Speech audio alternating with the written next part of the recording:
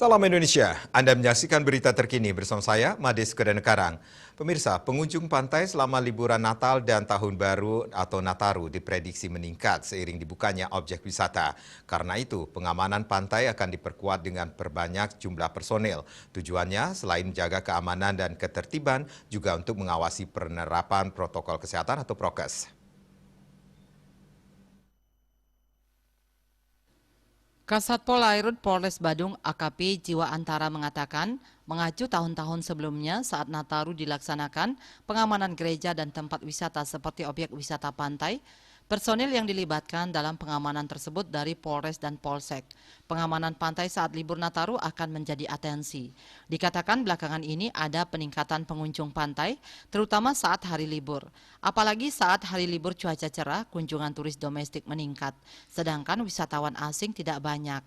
Ada beberapa orang dan kemungkinan mereka sudah tinggal di Bali. Dari hasil pantauan selama ini, pengunjung pantai sudah tertib prokes.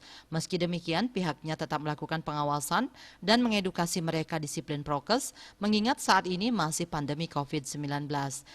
Di tempat terpisah, personil Polsek Kuta Utara melakukan patroli di objek wisata pantai nelayan Desa Canggu. Sasarannya pengunjung wisata pantai dan mengingatkan mereka selalu mentaati prokes. Kasih Humas Polres Badung Ibtu Ketut Sudana mengatakan adanya pelonggaran kegiatan masyarakat berdampak naiknya volume kunjungan ke pantai. Ini harus diimbangi penerapan prokes. Kegiatan patroli ini terus dilaksanakan dan diharapkan kesadaran masyarakat terhadap prokes meningkat. Dengan disiplin menerapkan prokes, diharapkan kasus COVID-19 bisa ditekan. Andika, Bali TV. Pemirsa, untuk mencegah penyebaran COVID-19, ingat pesan Ibu, selalu terapkan 3M, wajib memakai masker, mencuci tangan, jaga jarak, serta hindari kerumunan.